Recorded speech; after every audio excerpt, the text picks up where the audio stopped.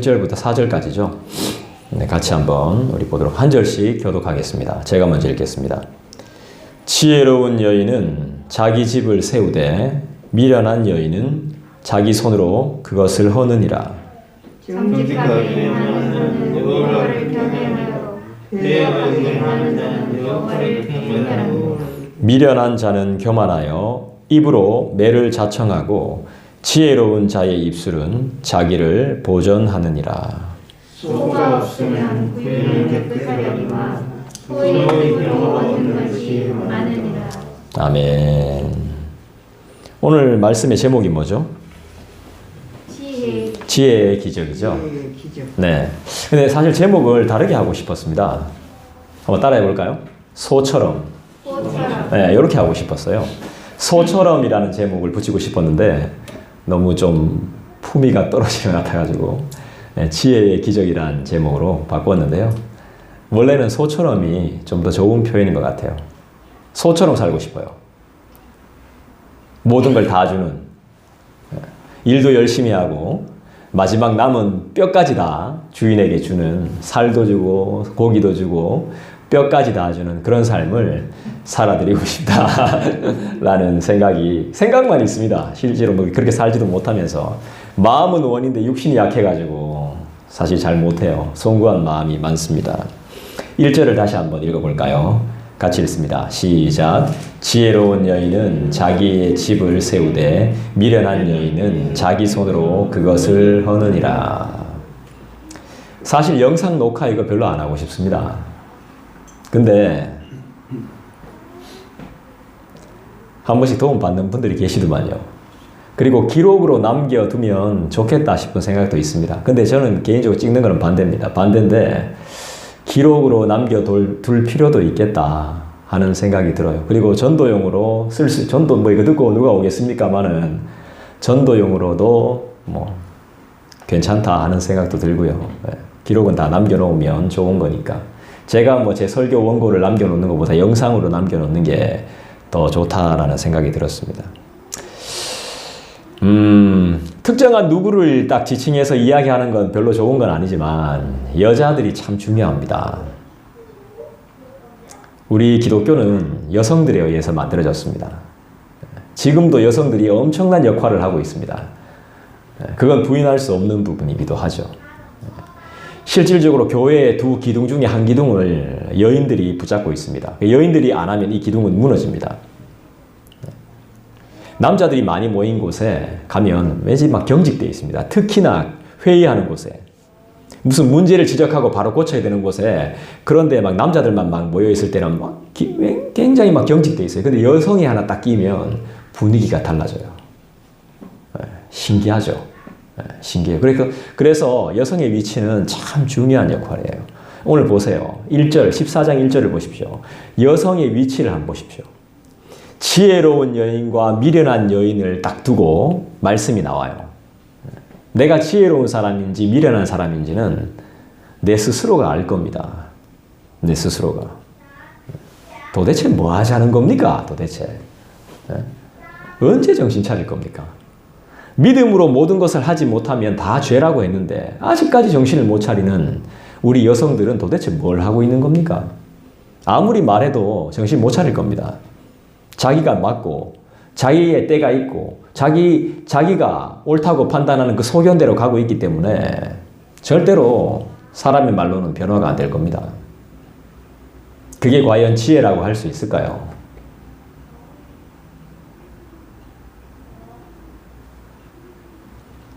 지적을 해주면 오히려 기분 나빠하기 때문에 감당을 못하기 때문에 제가 말을 안 하는 겁니다. 고쳐주고 싶어도. 여자가 중요하다고 말씀해요.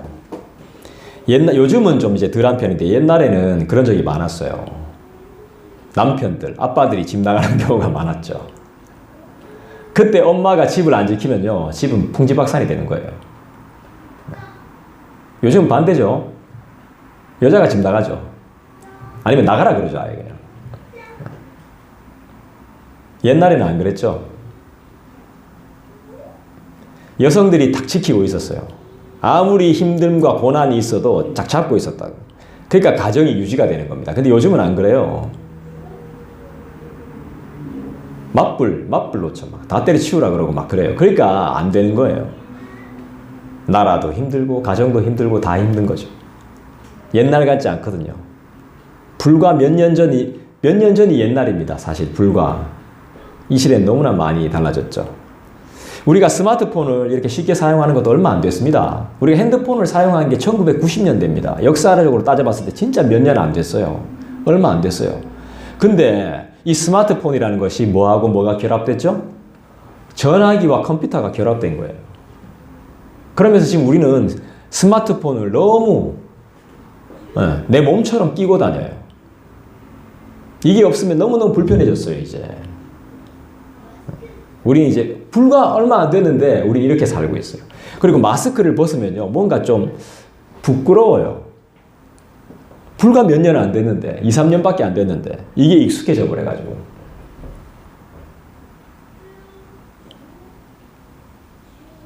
여러분, 여자의 역할이 중요해요. 특정한 누군가를 말하는 거는 좀 부담스럽지만, 불편하지만, 여성의 역할이 상당히 중요합니다.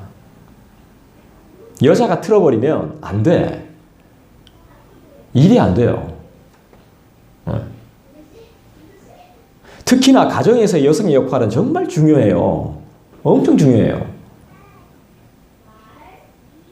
하나 더 우리가 기억해야 될 게 있죠. 여성도 중요한데 어떤 게 더 중요하냐는 거죠. 그 여성에게 뭐가 있어야 되는 거죠?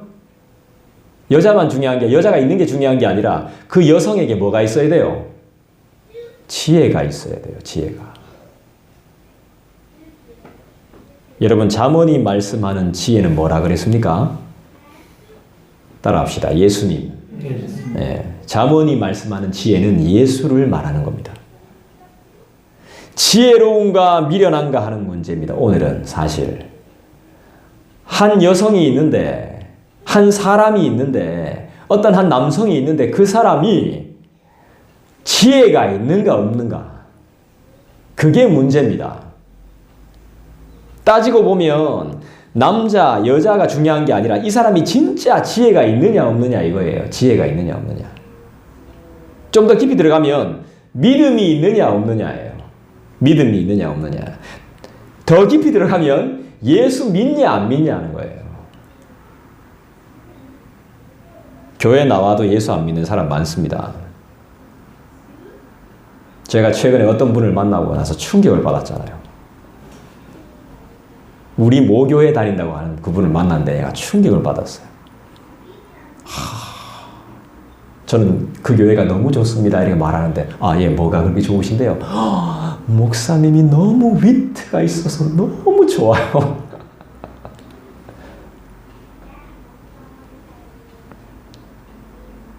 교회 분위기가 좋아서, 교회 생활하면 아이들이 똑똑해지니까, 교회 안 나가면 찝찝하니까, 설교가 너무 재미있고 유익이 많아서 이렇게라고 말해요. 교회 나가는 이유를. 참 불쌍하고 안타까운 이야기죠. 저도 그럴 때가 있었으니까. 예수님을 믿지 않는 교회 생활, 안고 없는 찐빵과 같은 거죠. 지혜로운 여인은 자기의 집을 세운다 그랬습니다. 자기 집을. 지혜로운 사람은. 가정을 세우고 남편과 자녀들을 세우겠죠. 그 다음에 지혜로운 남편도 마찬가지죠. 집을 세우고 가정을 세우고 아내와 자녀를 세우겠죠. 왜죠? 왜 그래요? 지혜로운 사람은 왜 가정을 세우고 집을 세우고 나라를 세우고 직장을 세우고 남편과 아내와 아이들을 세워줄까요? 그렇죠. 하나님을 믿으니까. 잠언의 이야기로 다시 바꾸면 하나님을 경외하니까. 하나님을 경외하는 사람은 지혜가 있으니까. 예수를 믿으니까. 집을 세우고 교회를 세우고 가정을 세우고 우리 자녀들을 세우고 부부를 세우고 다 세워나가는 거죠. 주님은 결국 우리의 답은, 우리의 승부는, 우리가 지고 이기는 것은 우리가 여호와를 경외하느냐 안 하느냐는 것입니다. 여러분, 세상 살아보십시오. 직장생활, 특히나 직장생활 가운데 보면 미친년들 많습니다. 미친 놈들 많아요. 맞죠? 안 그래요? 미친놈, 미친년 많아요. 내가 설교를 이래 해서 정말 미안한데요. 내가 사람들 만나보면요. 여기 깔렸어요. 전부 다. 만나보면 가게에 제가 들어가보고 이렇게 사람들 관계해보면요. 제정신 아닌 사람 많아요. 나도 제정신이 아니고요. 그런 사람들한테 우리가 이길 수 있는 방법이 뭐예요? 얼마나 징하고 징글징글하고 대하기 싫게끔 우리한테 그렇게 고난을 주는 사람들을 이길 수 있는, 우리의 속옷까지 뺏어가려고 하는 그런 변태들을 이길 수 있는 힘은 뭡니까? 믿음이죠. 여호와를 경외하는 것이죠. 하나님을 경외하는 것. 그거 말고는 우리는 이 세상에서 승리할 수 있는 방법이 없습니다. 여호와를 경외하는 자들은 말을 함부로 안 합니다. 왜 기쁨으로 예배를 못 드리니? 이런 식으로 말 안 해요. 당연히 기쁨으로 예배를 못 드리는 걸 알죠. 왜 교회 안 나오니? 지옥 갈 건데. 이렇게 말 안 합니다. 지옥을 모르는데 어떻게? 하나님을 경외하는 마음이 없는 사람들한테 어떻게 그런 식으로 신앙적인 이야기로 그 사람을 회심시킬 수 있습니까? 절대. 낮아지죠. 예수님처럼. 아무 개념도 없고 악하고 게으른 종에게 그리스도께서 찾아오셨어요. 그래서 가르쳐 준단 말이에요. 아주 낮아지셔서. 신이 인간이 될 필요가 없는데 낮아졌어요. 낮아져서 가르쳐 준단 말이에요. 이렇게 하면 안 돼. 이렇게 해야 돼. 근데 그거 안 따라요. 그래서 따를 수 있게 만들어버려요. 고난이라는 것을 통해서. 그래서 사도 바울은 이렇게 말하죠. 고난이 내게 유익이다. 이렇게 말하죠. 그건 미친 고백입니다. 사실. 이 세상에 전혀 통하지 않는 고백. 그러니까 우리는 세상에 속한 사람들이 아니야. 제가 그걸 안 지 얼마 안 됐습니다. 이제 알았습니다. 이제. 저는 무조건 교회가 잘 돼야 되고 부흥해야 되고 커져야 되고요. 네? 커져야 되고 이런 데인 줄 알았습니다. 그렇지 않습니다. 교회는. 절대 그런 곳이 아닙니다. 예수님을 소개해주면 끝나는 곳입니다. 이곳은. 예수님이 어떤 분이신가를 분명하게 이야기해줘야 됩니다. 요한복음의 말씀처럼. 길과 진리와 생명이 되신다는 걸 이야기해줘야 돼요. 결국에 예수님이 오신 목적이 뭐예요?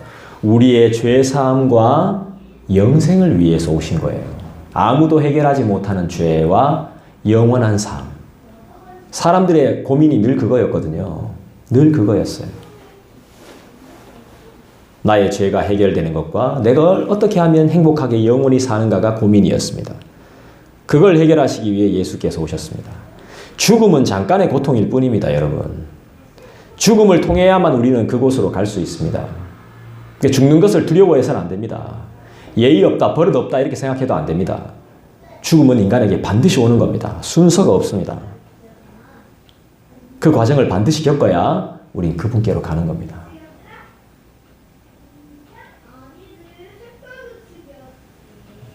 세상은 그렇지 않죠. 주인공은 끝까지 살아남죠. 안 죽습니다. 어떻게든 살아남게 돼 있어요. 근데 아니에요. 신앙은 반대예요. 반대. 죽어. 나를 죽이고 예수가 살고 그걸 늘 이야기해요. 그게 역설이죠. 그러니까 믿을 수가 없는 거야. 믿을 수가 없어. 그래서 이걸 믿는 걸 바로 기적이라고 말하는 거예요. 나는 그래서 매주마다 여러분들을 보면서 기적을 보는 거예요. 그래서 두렵고 답답하지만 감사한 거예요. 여러분들 때문에. 나는 사실 자신이 없어요. 내일이라도 당장 그만두고 싶어요. 근데 이렇게 갈 수 있는 건 여러분들 때문이에요. 저 혼자였으면 절대 이 길 못 가요. 결국 집을 세우고 교회를 세우는 근본적인 힘은 어떤 힘이죠? 사람의 힘이 아닌 거예요. 지혜는 사람의 힘이 아니에요. 무엇입니까? 그렇죠. 하나님의 지혜가 되는 거죠. 지혜는 믿음이자 예수 그리스도를 상징하는 거예요. 주님이 없이 성장은 없고 성숙은 불가능해요. 부흥은 바벨탑에 불과한 거예요. 여러분, 바벨탑을 왜 쌓았다고 이야기했는데 제가 말씀드렸는데 기억납니까? 가인이 성을 지 동생 죽이고 나서 성을 만들었는데 그 성 만드는 이유가 뭐라고 제가 이야기했는데 기억나요? 사람이 집을 짓는 이유가, 아파트를 세우는 이유, 건물을 세우는 이유가 뭐라고 제가 이야기했는데 기억납니까? 안 죽으려고. 노아 때처럼 비 쏟아져가지고 물에 빠져 안 죽으려고 바벨탑을 쌓고, 가인이 아벨을 쳐 죽인 것처럼 나도 쳐맞아서 안 죽으려고 건물을 만드는 거예요. 성을 쌓는 거예요. 근데 그 전에 하나님이 분명히 말씀하셔서 물로 심판하는 일은 절대로 없을 거라고. 무지개를 보여줬어요. 무지개 언약. 그게 언약이야. 하나님이 약속했어. 근데도 안 믿는 거야. 사람들은 절대로 안 믿어요. 믿을래야 믿을 수가 없어.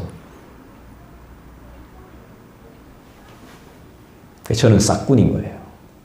싹군.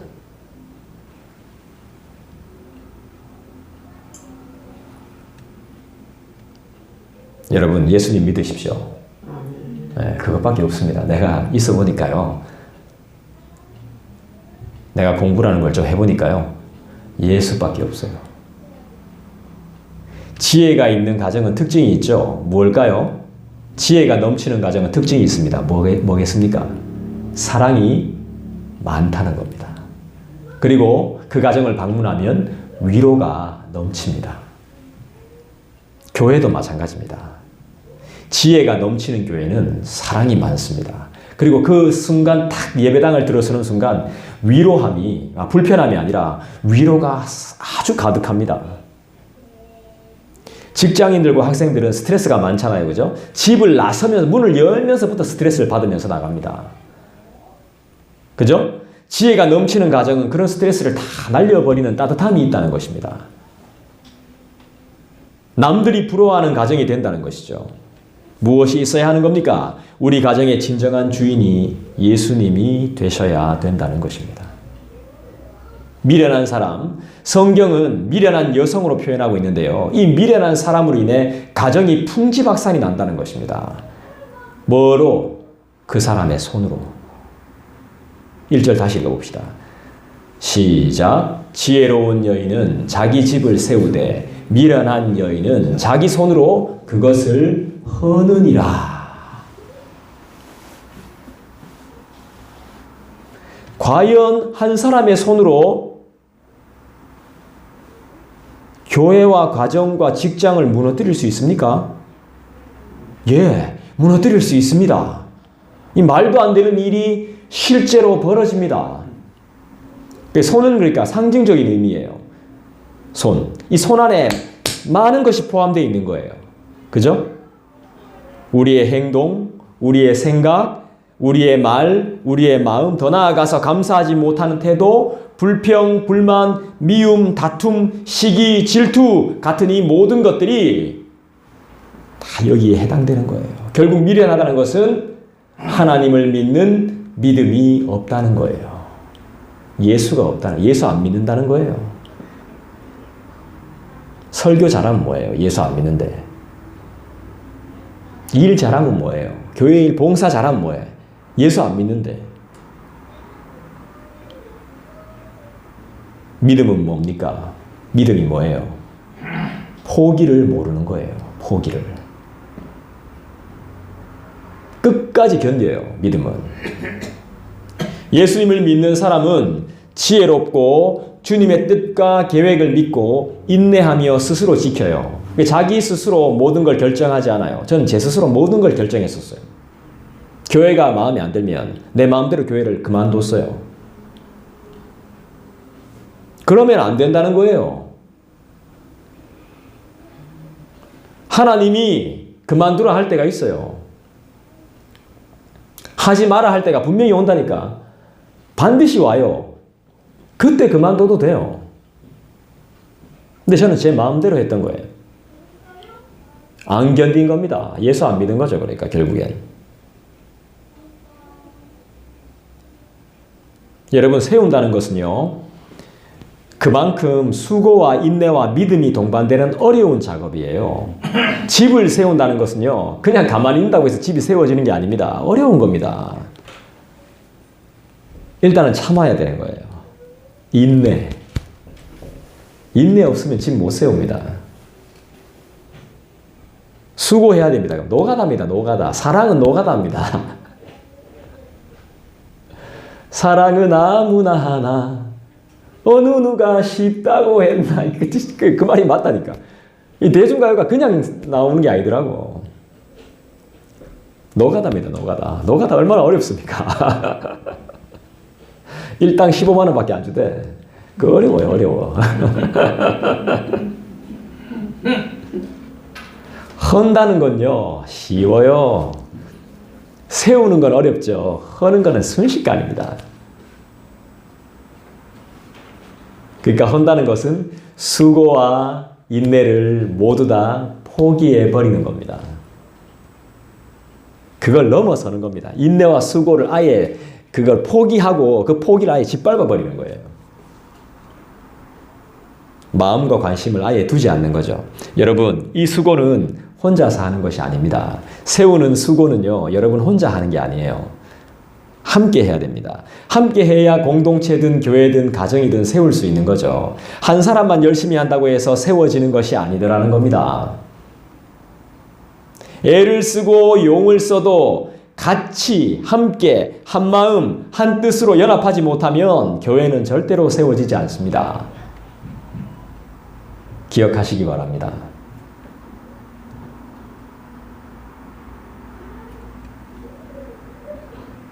우리는 세상 속에서 만나는 미친년, 미친놈을 어떻게 상대해야 됩니까? 내 바로 옆에 있는 아주 가까이에 있는 미친년, 미친놈을 어떻게 상대해야 돼요?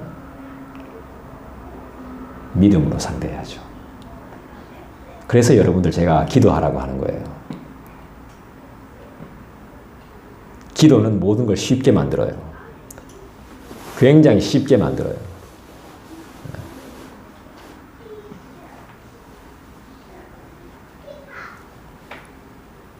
우리의 가정과 교회를 세우는 힘은 사람에게 달려있지 않다는 것도 우리가 기억해야 돼요. 주님의 손에 달려 있습니다. 그래서 기도하라는 겁니다. 시편을 한번 찾아볼까요? 시편 127편.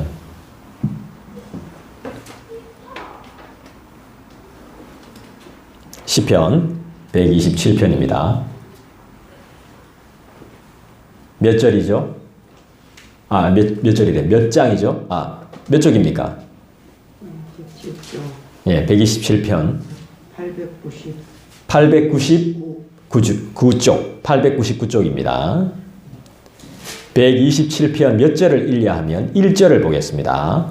자, 여러분들이 한번 읽어주시죠. 시작. 여호와께서 집을 세우기 하시면 세우는 자의 수고가 더럽다면 여호와께서 성을 지키지 아니하시면 다소근에 깨어 있으니 그랬다. 할렐루야. 결국 인간은 완전하지 못하기 때문에 부족함을 채워줄 누군가가 필요한 겁니다. 인간의 약점이 무엇이죠? 우리의 약점이 상당히 연약하다는 것입니다. 그리고 고집이 너무 셉니다. 인간들은 고집이 굉장히 셉니다. 그리고 너무너무 연약합니다. 급할 때도 많습니다. 성급할 때도 얼마나 많다고요. 그래서 돕는 배필을 허락하셨죠. 하나님의 특별한 섭리이자 계획인 거예요. 서로 다름을 인정하고 감사하시기 바래요. 2절 보겠습니다. 잠언 14장으로 돌아와서 2절을 보도록 합니다.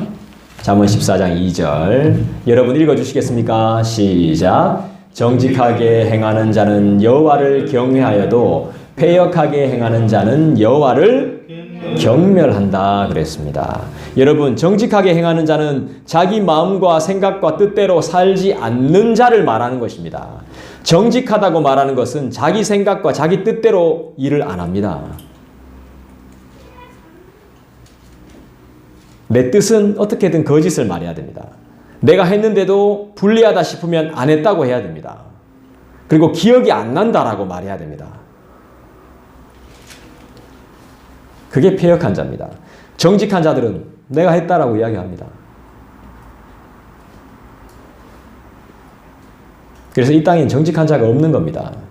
자기 마음과 생각대로 뜻대로 살지 않는 자, 자기 생각대로 말하고 행동하지 않는 아주 신중한 자가 바로 정직한 자죠.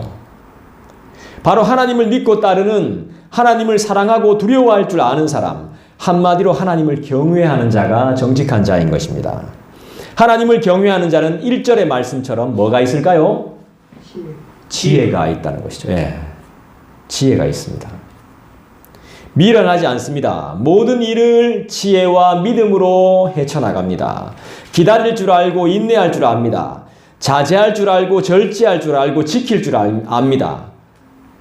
힘이 있습니다. 그런 힘이. 능력이 충분합니다. 그러나 교만함에 빠질까봐 그걸 염려합니다. 내가 힘이 있고 능력이 있다는 걸 아는데, 있는데 교만할까봐 그걸 염려하는 것입니다. 여러분, 이런 걸 걱정하셔야 됩니다. 아이고, 내가 이 돈을 잘 관리할 수 있을까? 내가 먹고 사는데 어려움이 있지는 않을까? 아이고, 내가 병나서 죽지 않을까? 뭔가 준비해놔야 되는데 이게 중요한 게 아닙니다, 여러분. 내가 정말 하나님의 뜻대로 잘 살고 있는가? 내가 교만하지 않은가? 그걸 염려하셔야 된다는 겁니다. 내가 주님을 잘 따르고 있는가? 오바하는 거 아닌가? 나에게 문제는 없는가? 이런 것들을 염려해야 돼요. 돈 걱정, 먹고 사는 문제, 건강 이런 것들은 걱정하지 마세요. 하나님은 우리가 감당하지 못할 시험을 허락하지 않는 분이시죠. 잠언 1장으로 한번 가볼까요? 잠언 1장. 잠언 1장은 하나님을 경외하는 것이 어떤 것인지를 분명하게 말씀해줘요. 잠언 1장을 찾아보겠습니다.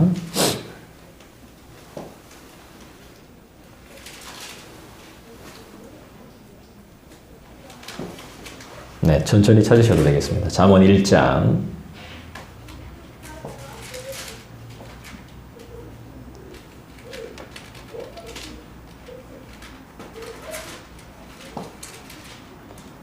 (7절) 여러분들 한번 읽어주시죠. 시작. 여호와를 경외하는 것이 지식의 근본이거늘 미련한 자는 지혜와 공의를 멸시하느니라. 이 말씀은 사실입니다. 거짓이 없습니다. 미련한 자는 하나님을 따를래야 따를 수가 없습니다. 잘 믿는 것처럼 포장을 하지만 그 포장 속엔 온갖 썩은 오물들이 꽉 차 있다는 겁니다. 이상한 일이 아닙니다. 하나님을 경외하지 않는 자는 예배와 경배와 찬양과 하나님의 계명과 율법을 철저하게 무시합니다. 경멸한다는 뜻입니다. 여러분, 지식의 기본이 뭡니까? 지혜의 기본이 뭡니까? 믿음 생활의 기초가 뭡니까? 신앙의 기초이자 표본이 뭡니까? 따라합시다. 하나님을 경외하는 것입니다. 하나님을 경외하는 것입니다. 3절 보겠습니다. 잠언 14장으로 와서 3절 우리 함께 읽을까요? 시작. 미련한 자는 교만하여 입으로 매를 자청하고 지혜로운 자의 입술은 자기를 보전하느니라. 왜 매를 맞습니까? 말을 안 들으니까. 조용히 하라고 하는데, 하지 말라고 하는데 말을 안 들어요. 몇 번씩 주의를 주는데도 그것을 무시하면 어떻게 돼요? 체벌이 가해져요. 결국 지혜롭다는 것은 뭐예요? 말 잘 듣는 거죠. 그걸 우리가 성경적인 언어로 표현하면 뭐예요? 기독교적인 언어로 표현하면 따라할게요. 순종. 네, 순종하는 거예요, 결국엔.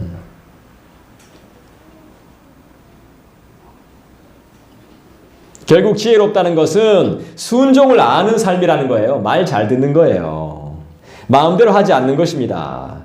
순종하면 삽니다. 얻어 터질 필요가 없습니다. 매맞을 이유가 없는 거죠. 여러분, 11조 왜 합니까? 순종. 순종이죠. 네. 11조 왜 해요? 일단 하나님의 것을 도둑질하는 게 싫으니까 11조 하는 거고, 또 뭡니까? 내 것이 아니니까 주님 앞에 드리는 거고, 또 이유가 뭡니까? 그게 복받는 원리니까 하는 거 아닙니까? 하나님께 복을 받고 싶잖아. 그게 복받는 원리 아닙니까, 그게? 그런 것도 안 하면서 복 달라고 하는 건 좀 무리 아닙니까? 하나님을 경외하면 하게 돼 있는 거 아니에요? 하나님을 경외하면 교회 나오는 건 당연한 거고, 헌금하는 게 아깝지 않은 게 당연한 거지. 경외 안 하니까 오기 싫은 거고, 헌금하기 싫은 거죠. 그건 당연한 겁니다. 그러니까 유튜브에 이상한 영상들이 막 올라오는 거예요. 하나님을 경외하는 마음이 없으니까. 결국 딱 보니까 뻔하더만. 사람들은 거기에 조회수를, 댓글을 지 생각대로 막 올리고, 그 내가 오늘 그렇게 하는 거예요. 미친이라고.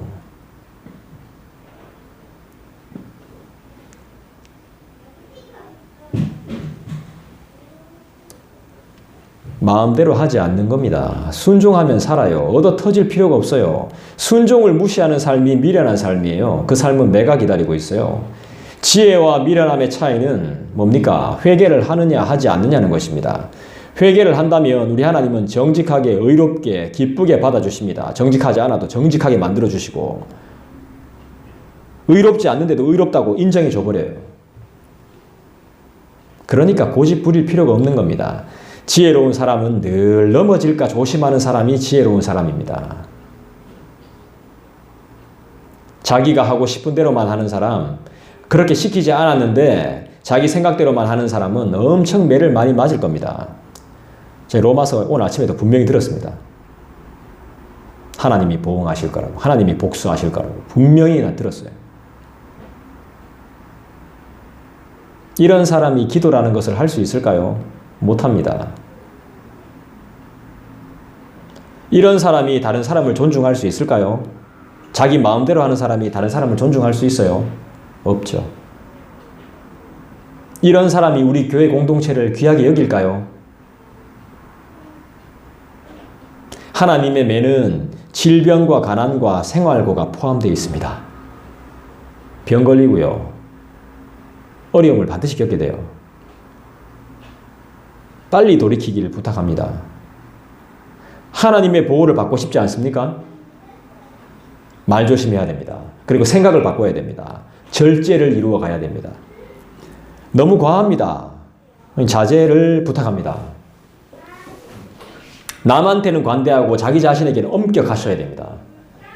그것이 지혜로운 삶인 것입니다. 그러면 더 많은 친구와 동역자를 얻게 됩니다. 학교에서 말하는 일진이 내 친구가 됩니다. 놀라운 일이 벌어집니다. 제가 그랬잖아요. 제가 학교 다닐 때 공부를 진짜 못했거든요. 엄청 못했습니다. 공부를 안 했습니다. 못한 게 아니라 안 하니까 못할 수밖에 없는 거죠. 그런데 일진의 싸움을 정말 잘하는 애가 내보고 시험지를 답지를 보여달라는 거야. 학벌에 나 자존심 상해서 보여주기 싫더라고. 안 보여줬어. 나갔어요. 나갔더니 얘가 열받은 거야. 딱 따라 나오더니 막 멱살 잡더니 난 죽었구나 이렇게 생각했어요. 멱살 잡더니 왜 안 보여주냐고. 그래서 내가 진짜 미안하다고. 다음번에 꼭 내가 보여줄게. 근데 그게 계기가 내가 친해져 버렸어. 나도 일진이 돼버린 거야. 말도 안 되게. 그 미안하다 한마디에 진짜 미안하다. 다음엔 내가 꼭 보여줄게 진짜. 근데 내 시험지 봐봤자 40점이에요. 걔가 더 잘 쳤어요.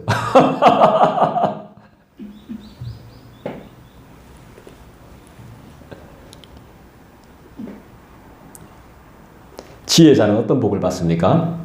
다니엘서 12장에 보니까 지혜 있는 자는 궁창의 빛과 같이 빛날 것이요 많은 사람을 옳은 대로 돌아오게 한 자는 별과 같이 영원토록 빛나리라 했어요. 지혜롭게 사시길 바래요. 마지막으로 4절 볼게요. 4절 잠언 14장 4절 여러분들 읽어주시죠. 시작. 소가 없으면 구유는 깨끗하려니와 소의 힘으로 얻는 것이 많다. 소가 없으면 깨끗하겠죠. 아, 정말 좋은 카페를 갔는데 그 삼성형 공원 가는 길에 보면 진짜 좋은 카페들이 많이 있습니다. 진짜 좋은 카페를 갔는데 소똥 냄새가 나는 겁니다. 진짜 좋은 카페인데 똥 냄새가 나는 겁니다. 똥 냄새가. 거기는 애들 풀장도 있고 정원도 있고 크고 넓고 맛있는 빵도 팔고 커피도 맛있고 이런데 소똥 냄새가 나는 거예요. 그것도 엄청나게 바람이 살랑 불 때마다 어우 막 앞에 보니까 축사가 있는 겁니다. 낭떠러지 밑에 보니까 축사가. 소가 있으면 깨끗하지 않습니다. 소가 없으면 깨끗하죠. 똥 치울 필요 없고 냄새도 안 나고 소 밥도 소 여물이죠. 그죠? 수고가 덜하겠죠. 힘이 안 들죠. 힘들 일이 없습니다. 교회도 마찬가지입니다. 아이들이 없으면 안 시끄럽죠. 신경 쓸 일이 없습니다. 하지만 애들이 없으면 교회의 미래는 없는 겁니다. 사람이 없으면 화장실을 청소할 필요가 없는 겁니다. 저는 화장실 청소하기가 제일 귀찮습니다. 솔직히. 밥할 일도 없고 그죠? 힘들게 화장실 청소 안 해도 됩니다. 하지만 교회의 존재의 이유가 없어지는 겁니다. 사람이 없으니까. 소가 있으면, 소가 많으면 정말 지저분할 겁니다. 제가 키워보진 않았지만 냄새도 많이 나고. 그러나 소가 존재함으로 해서 많은 것을 얻을 수가 있다는 것이죠. 아이 키우는 것이 힘들다고 아이 낳기를 포기하는 세대가 됩니다. 그러면 포기한 만큼 많은 것을 얻을 수가 없겠죠. 우리가 먹는 우유는 어디서 나오는 거죠? 애들 분유는 어디서 나오는 거예요?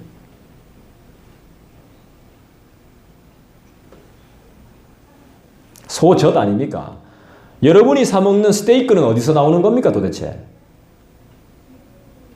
포기하면 포기할수록 많은 것을 잃습니다. 요즘도 소의 힘을 빌려서 농사를 짓는 분들 많이 봤습니다. 기계가 없으면 사람이 해야 됩니다. 사람이 하기 힘든 일을 소가 합니다. 그래서 사람이 편한 겁니다. 소는 사람들에게 아낌없이 다 주고 가죠. 키우는 것이 어렵고 성가시다고 손을 놓아버리면 그만큼 많은 손해를 보게 되고 후회도 남게 되는 법이죠. 그 냄새 때문에, 그 냄새가 싫어가지고 소의 힘을 포기할 겁니까? 귀찮다는 이유로, 쉬어야 한다는 이유로 기도를 포기할 겁니까? 힘들다는 이유로 성경 공부를 안 할 겁니까? 망하는 길이죠, 그건. 삶을 망치는 길입니다. 집을 허는 일이란 말입니다. 교만한 겁니다, 이게. 이게 교만한 겁니다. 그리고 이게 게으름입니다. 교만과 게으름은 비슷해요. 소처럼 말없이 꾸준히 모든 일을 감당할 것을 성경은 우리에게 늘 말씀해요. 그런데 우린 너무 말이 많을 때가 있어요. 왜 그렇습니까? 교만해서 그런 거죠. 아무것도 하고 싶지가 않습니다. 왜 그래요? 게을러서 그렇습니다. 교만하고 게으른 것은 바보를 말하는 것이 아닙니다. 어리석음이죠. 그죠? 어리석음을 말하는 것도 아닐 겁니다. 안다고 착각하고 있는 겁니다. 할 수 있다고 잘못 생각하기 때문입니다. 시간 날 때, 필요할 때 하겠다는 겁니다. 늘 교만하고 게으른 인생들은 그렇게 말합니다. 참 미련한 것이죠. 소가 뭐의 상징이죠? 근면. 네, 근면함의 상징이라는 걸 좀 배웠으면 좋겠어요. 어지간하면 성경에 소를 갖다 대겠어요. 개미나 소 이거 왜 갖다 대겠어요? 우리가 그것들보다 못할 때가 많다는 거죠. 여러분, 우리는 성경을 배움으로 영원한 집을 소유하게 되었어요. 여러분이 성경을 하나하나 알아갈수록 집을 세워나가는 거예요. 믿습니까? 그리고 생명의 길을 알게 되었어요. 그런데 뭐가 걱정이죠? 예수를 만남으로 생명의 길을 얻었는데 뭐가 걱정입니까? 왜 염려합니까? 우리가 진짜 해야 되는 건 뭐예요? 따라합시다. 경외. 하나님을 경외하는 거 이거밖에 없어요. 근데 뭘 그렇게 염려하고 있냔 말이야. 뭐 일주일 동안 못 지냈다 할 이유가 없는 겁니다. 힘들 이유가 없는 거예요. 따지고 보면 우리는. 하나님을 경외하는 게 안 돼 있기 때문에 그래요. 이걸 어디서 배워보지도 못했고 듣지도 못했기 때문에 그런 겁니다. 주님을 경외하는 자는 손해봐요. 소처럼 살아요. 여러분을 제가 소처럼 부리겠다는 말이 아니에요. 스스로 그렇게 산다는 거예요. 제가 부린다고 여러분들이 하겠습니까? 여러분, 우리의 삶은 많은 희생을 요구합니다. 신앙인들은 이 말하는, 이 생각하는 자체부터가 걸러먹은 거예요. 나는 열심히 일하는데 너는 왜 놀아? 이 생각한다는 자체가 잘못된 거예요. 아니에요. 아무도 노는 사람 없어요, 여기.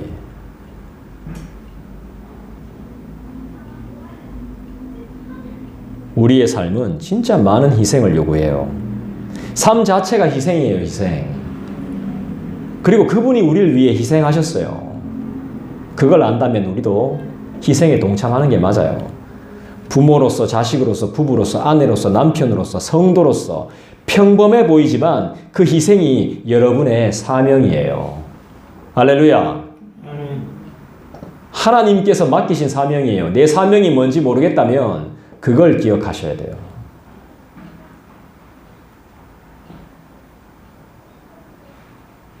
딴 데 가서 찾을 필요 없어요. 사명은. 그 자리에서, 여러분이 앉은 그 자리에서 하나님이 맡기신 사명을 소처럼 감당하시면 돼요. 그 수고는 고생이 아니에요. 죽음이 아닙니다. 하나님의 명령이자 우리의 소망이 되는 것입니다. 우리의 사명이자 책임입니다. 할렐루야! 바로 이것이 하나님을 경외하는 것이고 지혜 있는 지혜로운 삶인 것입니다. 기도하겠습니다. 여러분, 이 시간에 우리 함께 기도하십시다. 말씀을 들은 대로 우리에게 스치고 지나가는 고백이